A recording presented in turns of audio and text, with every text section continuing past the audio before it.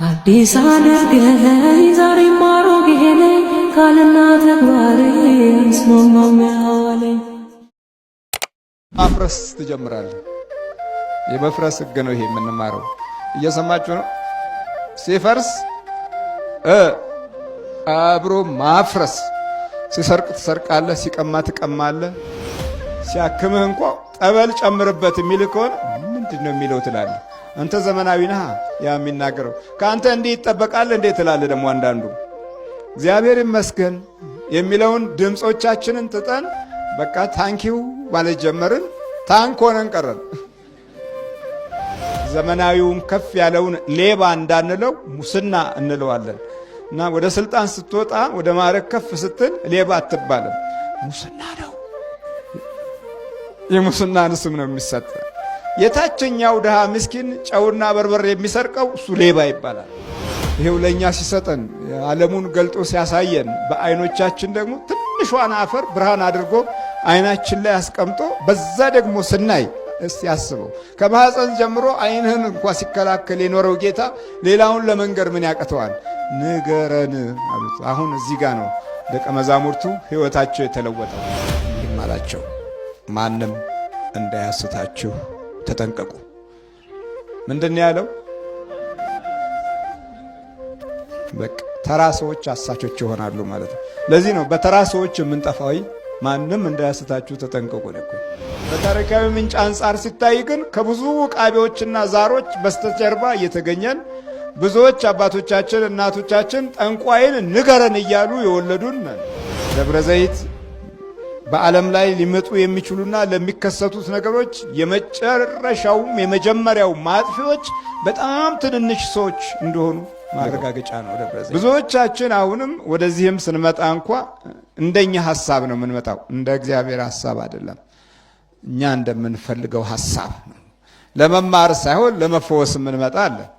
ለመፈወስ ብቻ ለማወቅ ሳይሆን ለመመልከት ብቻ የምንመጣ አለ። ለማየት ከውስጥ አይደለም ደግሞ የምናየው፣ ከውጭ ነው የምናየው። ልክ ደቀ መዛሙርቱ ማየትን ሲለማመዱ መሐንዲስ ባቀነባበረውና ባሳመረው ሕንፃ ላይ ነው ልባቸው ያረፈው።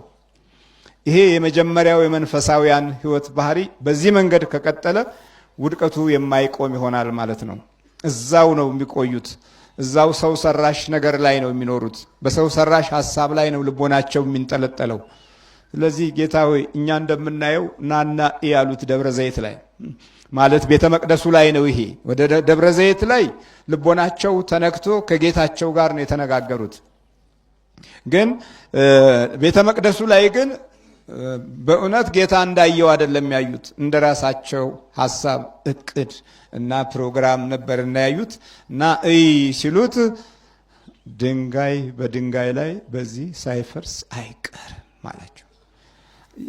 የመፍረስን ትምህርት እዛው ቤተ መቅደስ ነገራቸው። እንግዲህ መፍረስ የሚጀምረው ከየት ነው ማለት ነው? ከቤተ መቅደስ ነው። ክርስቲያኖች መፍረስ የሚጀምሩት ከቤተ መቅደስ ነው። መፍረስ ሲጀምሩ ደግሞ ብዙ አይነት የመፍረስ ሂደቶች አሉ። በመጀመሪያ ቁጥር 1 መፍረስ ሲጀምር ሳታየው መፍረስ ይጀምራል። አንደኛ ደረጃ መፍረስ ሲጀምር ሳታየው ይፈርሳል። ሳታየው ብቻ እንዲሁ ሳታየው እየሰራህ እየሮጥክ እየደከምክ ፈርሶ ታገኘዋለህ። አለ ስትለው የሌለ ትውልድ ሆኖም ታገኘዋለህ። በትውልድ ስታስበው ማለት ነው።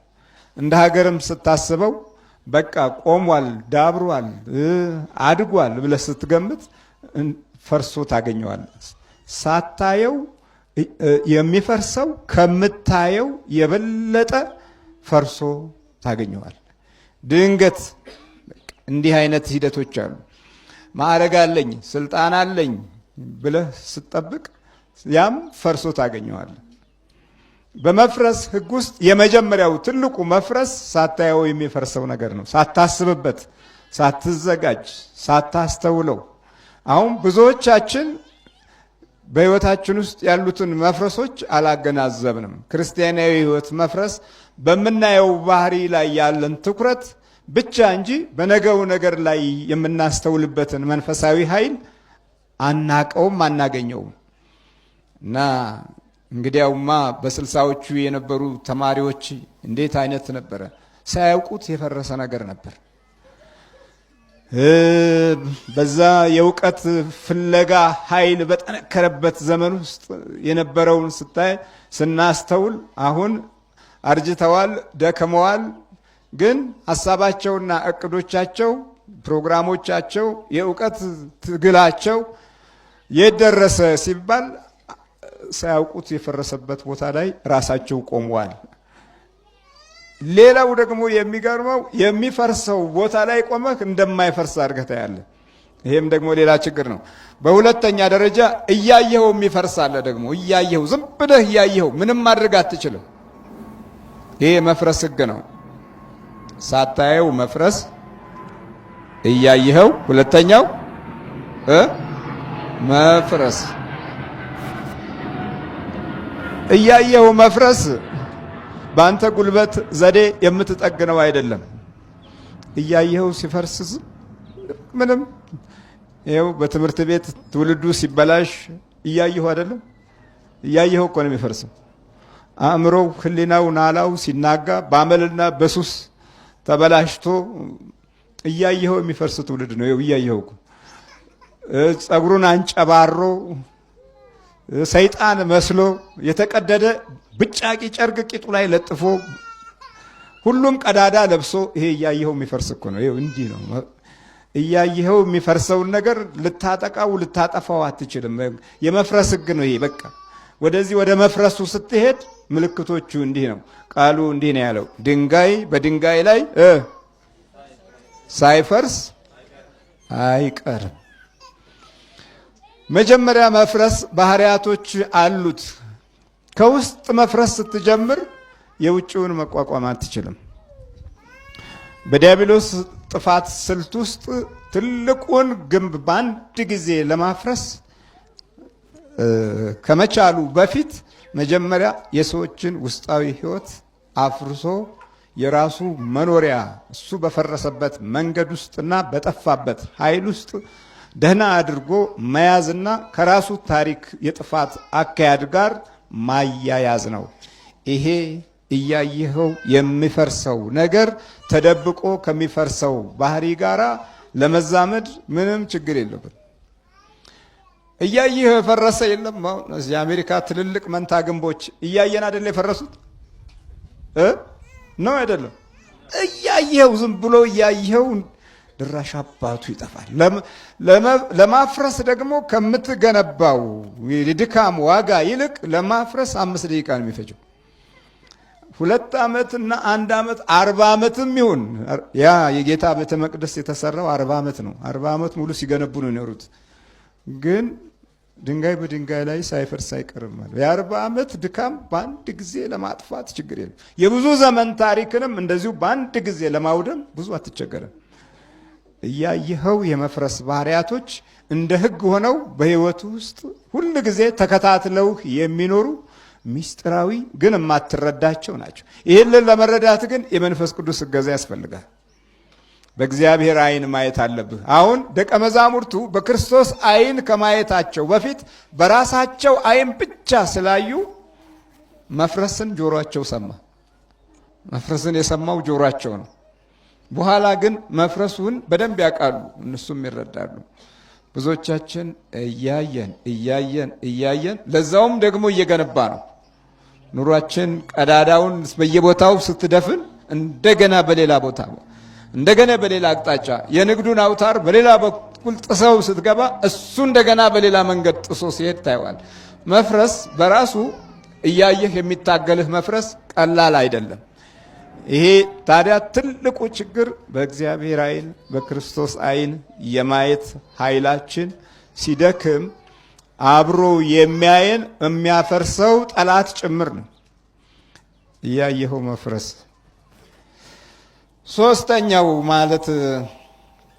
ሶስተኛው የመፍረስ ህግ ደግሞ ሲፈርስ እያየኸው አለማየት ነው።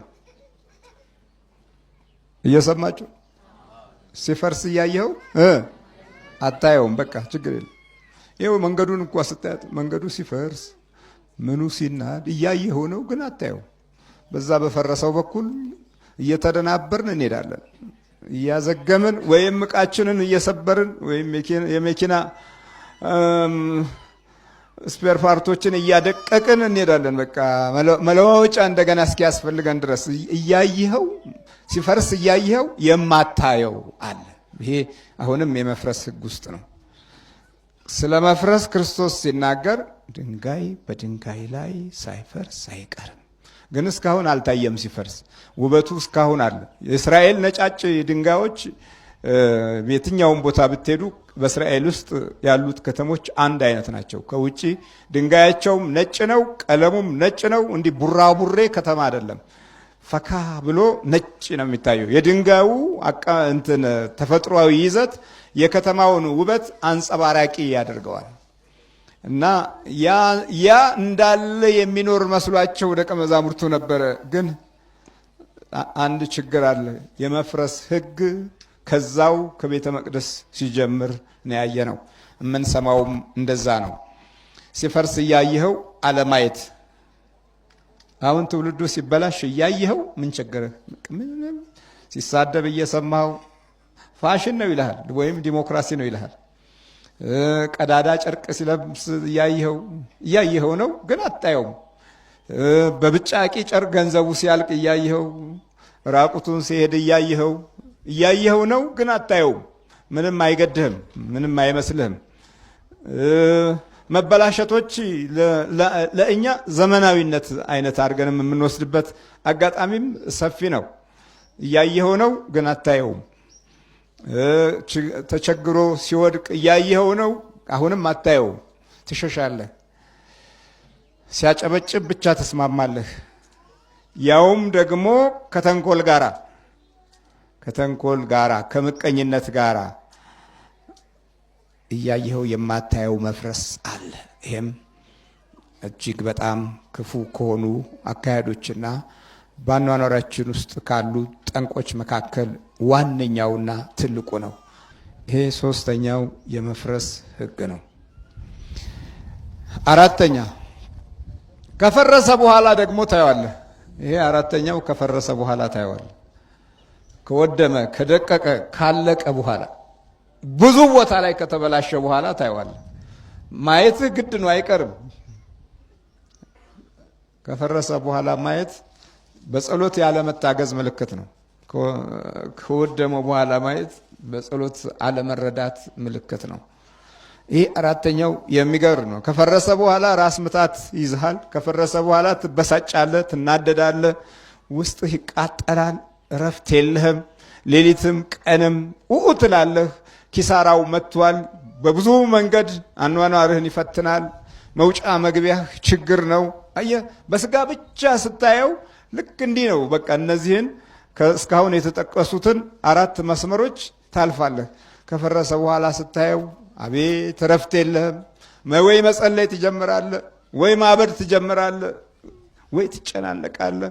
ከአንተ ከህይወት ውስጥ ብዙ ዘመን የፈረሰውን ነገር የምታስተውለው ከፈረሰ በኋላ ነው። በቃ ከታመምክ በኋላ የሆነ ቦታ ላይ ከደከምክ፣ ከዛልክ በኋላ፣ ከተጨናነቅ፣ ከቃዠህ በኋላ ያኔ ይታያል። ጉልበትና አቅምህም ከደከመ በኋላ መፍረሱ ይታያል።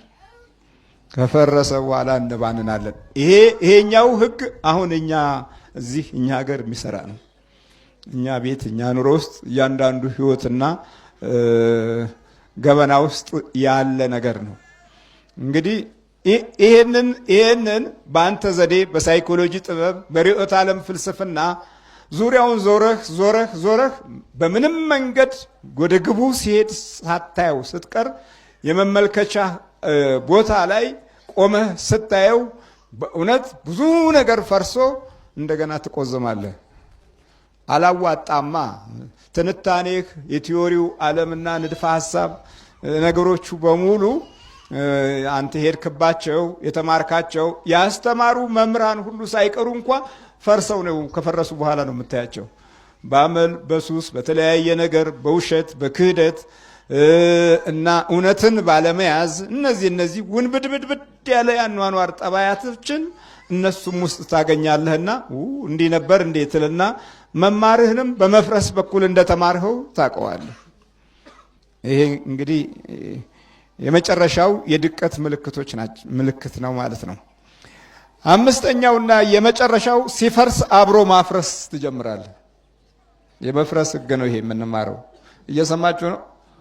ሲፈርስ አብሮ ማፍረስ።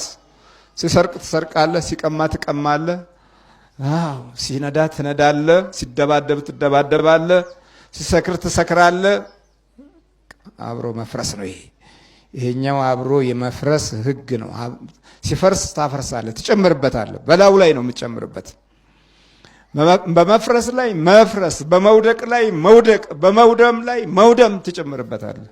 ይሄ የመፍረስ ህግ ባህሪያቶቹ ናቸው፣ በመፍረስ ጠባያቶች ውስጥ ማለት ነው። ስለዚህ ከዚህ አንጻር ከስብዕና መፍረስ አለ፣ ከእውነተኛ የሆነ ታሪክም መፍረስ አለ፣ ከስነ ልቦና ውስጣዊ ህይወትም መፍረስ አለ። እነዚህ በሙሉ ይመጡና በመፍረስ ህግ ውስጥ ሲቆሙ ሲፈርስ አብረህ አፍራሽ ትሆናለህ ያለ እውነት ነው። ድንጋይ በድንጋይ ላይ በዚህ ሳይፈርስ አይቀርም። ይሄ እዛው ቤተ መቅደሱ ጋር ነው የተናገረው።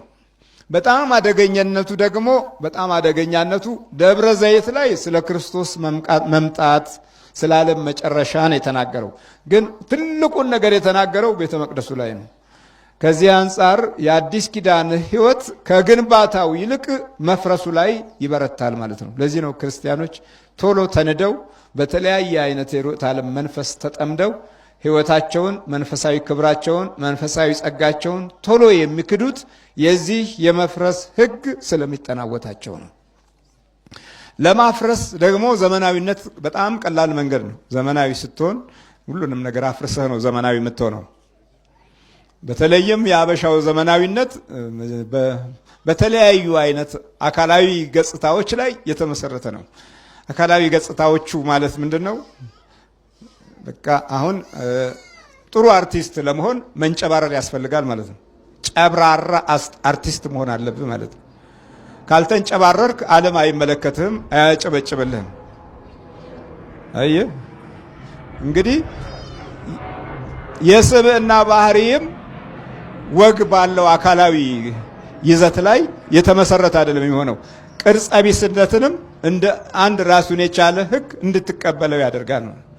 ድሮ ትምህርት ቤት ጸጉር አድጎ ጥፍር አድጎ አይገባም። ትምህርት ቤት በጣም ነውር ነው። ዛሬ እንደውም የሴቶቹ ጥፍር አንድ ምሳ ይሆናል ቢጠበስ። እውነቴን ነው የምላችሁ። ወንዱም ተንጨባሮ የብዙ ሺህ ቅማሎች መኖሪያ መስሎ ነው የሚገባው። በጣም አስቸጋሪ ነው። ይሄ እንግዲህ በአካላዊ ስብዕና ላይ ነው ዘመናዊ ማለት ነው። የዘመናዊነት መግለጫ በሌሎቹ ዓለም አነጋገር በጉልበት የሚደከምበትን በመካኒካል ሙያ ማቃለል ነው። በእግር የሚካሄድበትን በዘመናዊ የትራንስፖርቴሽን ዘዴ ማፋጠን ነው። ይሄ ዘመናዊነት ነገሮችን ማቅለል ማለት ነው። ጉልበትን እና ጊዜን የሚፈጀውን ነገር ማቅለል። ይሄ ማለት ታዲያ አምልኮትን ይከለክላል ማለት አይደለም፣ እምነትን ይከለክላል ማለት አይደለም። ይህንን ማቅለል ስንጀምር እኛ ደግሞ መጀመሪያ የምንርቀው ከቤተ እግዚአብሔር ነው። ዘመናዊነትን መያዝ ስንጀምር የመጀመሪያው ቤተ እግዚአብሔርን ነው የምንክደው። ውስጣችን ክዶ ነው እዚህ አይነት ነገር ውስጥ የምንገባው። ዘመናዊነት መለያ እንደዚህ አይነት ነው። እግዚአብሔርን የሚል ዶክተር እሱ ፋራ ነው ማለት ነው። ሲያክምህ እንኳ ጠበል ጨምርበት የሚል ከሆነ ምንድን ነው የሚለው ትላለህ። አንተ ዘመናዊ ነህ ያ የሚናገረው ከአንተ እንዲህ ይጠበቃል እንዴ ትላለህ። ደግሞ አንዳንዱ እግዚአብሔር ይመስገን የሚለውን ድምፆቻችንን ጥጠን በቃ ታንኪው ማለት ጀመርን። ታንክ ሆነን ቀረን። እውነቴን ነው የምላችሁ።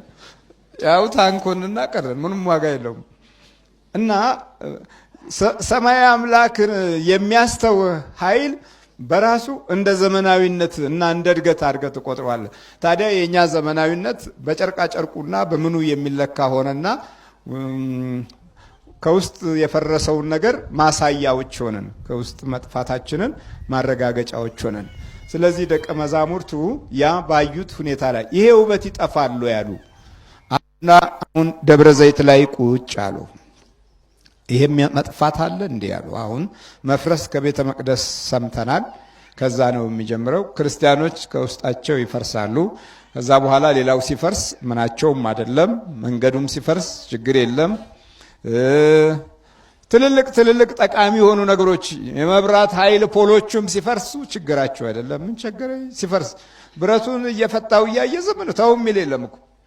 ነገ መብራት ይቋረጣል። በቃ ሲፈርስ ሲያይ ዝም በቃ እኮ። ምክንያቱም የሚጠጣው ብዙ ጠጪዎችን ያፈራል። የሚያጨሰው ብዙ አጫሾችን ያፈራል።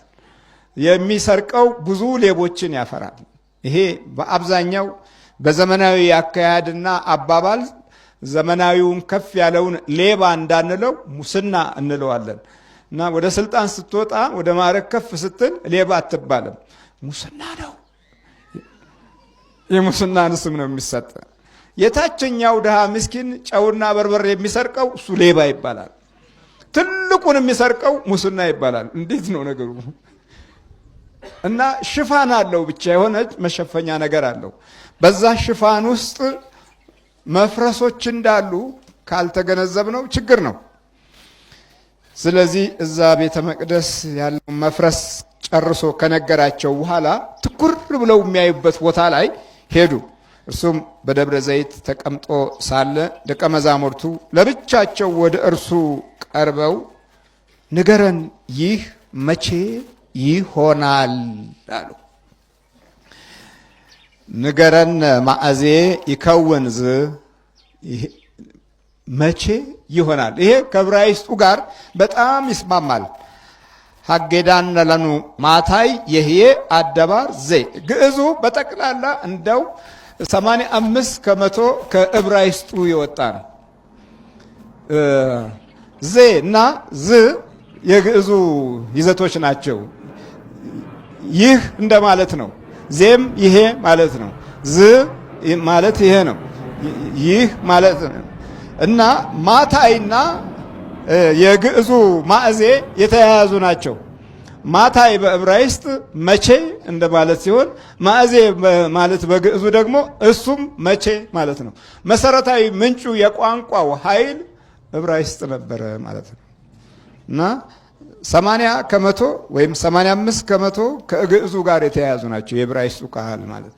ስለዚህ ይህ መቼ ይሆናል? ሀጌዳን ለኑ ንገረን ንገረን። እግዚአብሔር ስሙ የተመሰገነ ይሁን። ማንን ንገረንን በለው? ሰው ነገረን ነገሩን። ብዙ ነገሩን እኮ የስልሳዎቹ ዘመን ካድሬዎች ብዙ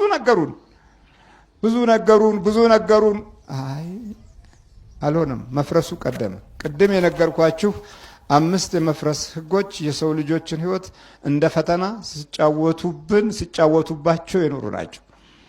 ነገሩን። እግዚአብሔር ንገረን ታዲያ ካላል ነው እንዴት ነው ሰማይና ምድርን የፈጠረ በዚህ በፀሐይዋ ኑሮ ላይ ሂሳብ እንኳ የእጃችን ሂሳብ እንኳ ያላካፈል ነው ጌታ ይሄው ለኛ ሲሰጠን ዓለሙን ገልጦ ሲያሳየን በአይኖቻችን ደግሞ ትንሿን አፈር ብርሃን አድርጎ አይናችን ላይ አስቀምጦ በዛ ደግሞ ስናይ እስቲ ያስበው። ከማህፀን ጀምሮ አይንህን እንኳ ሲከላከል የኖረው ጌታ ሌላውን ለመንገር ምን ያቀተዋል? ንገረን አሉት። አሁን እዚህ ጋር ነው ደቀ መዛሙርቱ ህይወታቸው የተለወጠው። ክርስቲያናዊ ህይወት የደቀ መዛሙርትነት መንፈስና ኃይል እዚህ ጋር ነው የጀመረው። ንገረን ይሄ መቼ ይሆናል? ከዛ በኋላ የዓለም መጨረሻስ የመምጣትህና የዓለም መጨረሻስ ምልክቱ ምንድን ነው? የመምጣትህና የዓለም መጨረሻውስ ምልክቱ ምንድን ነው? እሱም መለሰ እንዲህም አላቸው፣ ማንም እንዳያስታችሁ ተጠንቀቁ። ምንድን ነው ያለው? በቃ ተራ ሰዎች አሳቾች ይሆናሉ ማለት ነው። ለዚህ ነው በተራ ሰዎች የምንጠፋው። ማንም እንዳያስታችሁ ተጠንቀቁ ነው። ተራው የቡዳው የክፉ መንፈስ መኖሪያ የሆነው ሰው ኮቴን ይበላልና ያስነክሳል። ኑሮን ይበላል፣ እድልህን ይበላል፣ ጥሩ ያልከው ነገር ላይ ይበላል። የክፋት ልጆች ተራዎቹ በታሪክ ውስጥ የነበሩትን ደብዛቸውን ያጠፋቸዋል። ተኝተህ ነዋ ምን ይደረግ ንገረን አላልክም እኮ የቀደሙት አባቶች ስለ ሀገር ጠይቀው ነግሯቸዋል። እግዚአብሔር ስለ ምድሪቱ ጠይቀው ነግሯቸዋል። ስለ ቅዱሳን ጠይቀው ነግሯቸዋል። ስለ እግዚአብሔር ክብርና ጸጋ ሞገስ ጠይቀው ነግሯቸዋል፣ ሰጥቷቸዋል፣ አካፍሏቸዋል።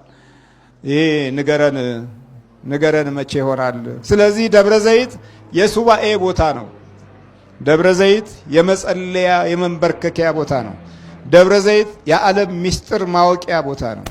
ደብረ ዘይት በዓለም ላይ ያሉ ውድቀቶች የአጀማመር ስነ ጥበብና አካሄድ መገለጫ ቦታ ነው። ደብረ ዘይት የሁሉም ነገር መጨረሻ መግለጫ ነው። ግን በሌላ መንገድ ማወቅ ያለብን ሱባኤ የሚቆጠርበት ጊዜ ነው። ንገረን፣ በቃ እኛ አላወቅንም፣ አንተ ንገረን። እኛ አልተረዳንም፣ አንተ አስረዳን። እኛ አላየንም፣ አንተ አሳየን። እኛ አልተገነዘብንም፣ አንተ አስገንዝበን። ሁሉ ካንተ ይውጣ ብለው እጅ የሰጡበት ነው ደብረ ዘይት። በቃ ሁለንተናዊ ገለጻዎችን ለልቦናቸው ያገኙበት ነው ደብረ ዘይት። ደብረ ዘይት በዓለም ላይ ሊመጡ የሚችሉና ለሚከሰቱት ነገሮች የመጨረሻውም የመጀመሪያው ማጥፊዎች በጣም ትንንሽ ሰዎች እንደሆኑ ማረጋገጫ ነው ደብረ ዘይት። ንገረን፣ ማንም እንዳያስታችሁ ተጠንቀቁ። ማንም የተናቁ ሰዎች አሳቾች የሚሆኑበት ጊዜ የሚመጣበት ነው ደብረ ዘይት። ነጠላ የታጠበች ነጠላ የሚያስቀናበት ነው ደብረ ዘይት። ማንም ተራ ሰው ተነስቶ በእናንተ ላይ እልህ የሚይዝበት ነው ደብረ ዘይት። ክፋትና ተንኮል የምቀኝነት መንፈስን የሚያዳብሩበት መግለጫ ነበረ ደብረ ዘይት። በቃ ለዚህ ነው አሁን የመተት ኃይል መጫወቻ አይሆንም። የክፉ መንፈስ መኖሪያዎች የሆነውም አንዱ ከዚህ አንጻር ነው። ታሪካዊ አካሄዶቻችን በብዙ መንገድ ችግር አለበት። በአካላዊ እይታ በጥሬው አይን ደግሞ ስታየው የክርስቲያን ልጆች ነን። በታሪካዊ ምንጭ አንጻር ሲታይ ግን ከብዙ ቃቤዎችና ዛሮች በስተጀርባ እየተገኘን ብዙዎች አባቶቻችን እናቶቻችን ጠንቋይን ንገረን እያሉ የወለዱን ነን። እግዚአብሔርን ንገረን አይደለም ያሉት፣ ጠንቋይን ንገረን ነው ያሉት። አየ የኛ ደግሞ ለየት የሚለው ይሄ ነው። እከሌን ለማጥፋት ንገረን፣ መንገዱ እንዴት ነው ፍረድልኝ እያል በየምናምንቴውና በየስርቻው በየወንዙ ዳርና በየጫካው ወደ ተቀመጡ የክፉ መናፍስት መኖሪያዎች ወደሆኑ ሰዎች እየሄድን በዛ መንገድ እየሄዱም የተወለድን ትውልዶች ነን እኛ። ስለዚህ ከውጭው ክርስቲያኖች ነን፣ ከውስጣችን የሌላ መንፈስ ፍጡር መኖሪያዎች ነን። አብሮን የሚያማቅቅ መንፈስ ይዞናል። ስለዚህ ከውስጥ ፈርሶ የምንኖርበት ባህሪያቶች መግለጫው አሁን ያለንበት ደረጃ ነው። እርስ በርሳችን አንተማመንም፣ አንወዳጅም፣ እርስ በርሳችን እንጣላለን፣ እናከሳለን፣ በቋንቋ እንለያያለን፣ እንባላለን፣ ዘር እንቆጥራለን። መፍረስ እኮ ማለት ይሄ እኮ ነው። በቃ ሌላ እኮ መፍረስ አያስፈልግም። ድንጋይ በድንጋይ ላይ ያለውን ለማፍረስ አሁን አትቸገርም። አፍራሾቹ አሁን ሞልተዋል። ሂዱ ሶሪያን ተመልከት። በጣም የተዋበች ከተማ ነበረች፣ የክርስቲያኖቹን ጨምሮ። ዛሬ የጃርትና የቀበሮ መኖሪያ ትመስላለች ትልቋ ከተማ። ይሁን መፍረስ የመጣው ቆይቷል። መሪዎቹ አላወቁም እንጂ መፍረስ በትውልድ ውስጥ ለአፍራሽነት የተዘጋጀ ሕሊና ኑሮ ትውልድ መጀመሪያ ነበረ። ንገረን ያለ ትውልድ መፍረስ ላይ ይቆማል። እግዚአብሔር ምሕረቱን ያብዛልን። ማንም እንዳያስታችሁ ተጠንቀቁ አለ። በቃ ማንንም ዝም ብሎ ልኩስኩሱ ሁሉ ይነሳና በቃ ኃይል የሚያገኝ ይሆናል። ተራው ምንም ያስተሳሰብ ባህሪያቶቹ በክፋትና በጭካኔ በተንኮል የሚያድግ ይሆናል። በቃ ምንም ይገባል የማትሉት የጥፋት መኖሪያና የክፉ ነገር መግለጫ ይሆናል። ስለዚህ የደብረ ዘይት ቋንቋ ለደቀ መዛሙርቱ ሕሊናቸውን የሚመክር ልቦናቸውን የሚገዛ ነበር። ይሄ ልዩ ሱባኤ ነው። ዛሬም እንደዚሁ ንገረን ካላል ከሰው ብቻ የምንሰማ ከሆነ በጣም አስቸጋሪ ነው። ዛሬ ሰው ንገረን ነው የምንለው። አሁንማ በቃ ዶክተር ካልሆነ ወይም ትልቅ ፕሮፌሰር ካልሆነ ዓለም ያጨበጨበለት ካልሆነ አንሰማም።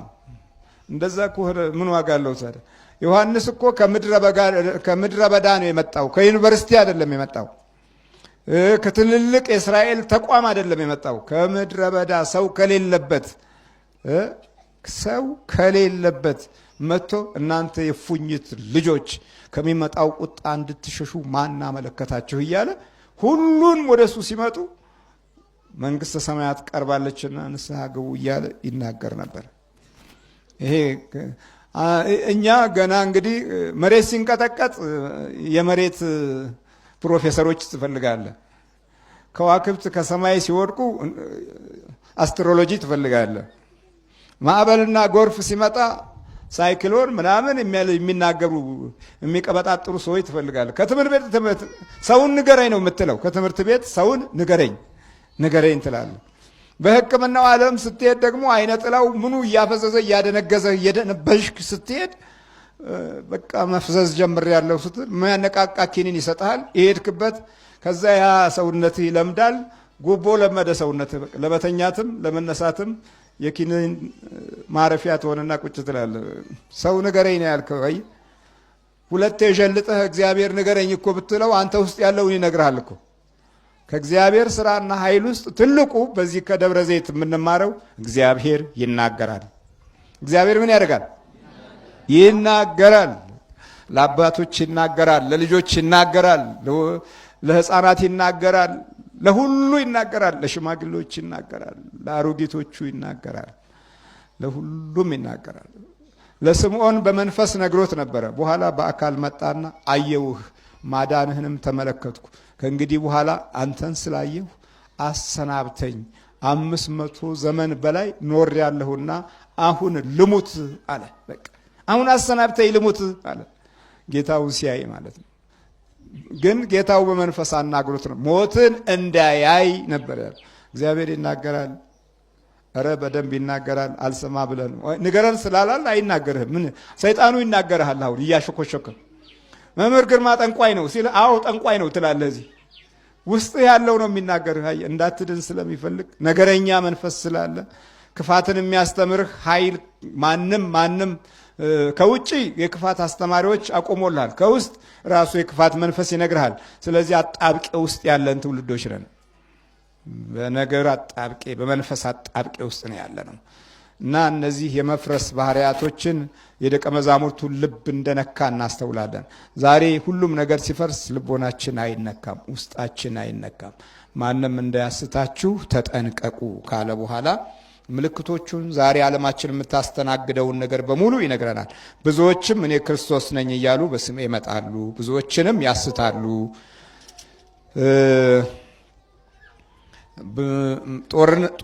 የጦርንም ወሬ ትሰሙ ዘንድ አላችሁ፣ ይህ ሊሆን ግድ ነውና ተጠበቁ፣ አትደንግጡ። ዳሩ ግን መጨረሻው ገና ነው። ሕዝብ በሕዝብ ላይ መንግስት በመንግስት ላይ ይነሳልና ረሃብ፣ ቸነፈርም የምድር መናወጥ በልዩ ልዩ ስፍራ ይሆናል። እነዚህ ሁሉ የምጥ ጣር መጀመሪያዎች ናቸው። የምን ጣር? በቃ እንግዲህ ሁሉም አይወልድም፣ ግን ያምጣል። የማይወለድ ምጥ እየተማርክ ታመጣለህ። ስልጣንም ይዘህ ታመጣለህ። ማዕረግም ላይ ሆነ ታመጣለህ። በልተህም ታመጣለህ፣ ግን አይወለድም። የምጥ ጣር መጀመሪያ ነው። ይኸው በርዕዮተ ዓለም ታመጣለህ፣ በቲዮሪ ታመጣለህ፣ በፍልስፍና ታመጣለህ፣ አይወለድም። ፕሮግራም እቅድ ታወጣለህ። እቅዱ በመፍረስ በኩል ይፈነዳል። ጭራሽ በመፍረስ በኩል። ስለዚህ እግዚአብሔር ሆይ ንገረን የምንለው ኑሮ ያስፈልገናል። እግዚአብሔር ሆይ ንገረን የምንለው ትውልድ ያስፈልገናል። እግዚአብሔር ንገረን የምንለው ጊዜ ያስፈልገናል። ይህ ሊሆን የሚችለው ደግሞ በክርስቶስ ስጋና ደም ታትመን እሱ እንደሚያየው ለማየት ስንሞክር፣ እሱ እንደሚናገረው ደግሞ እንናገራለን።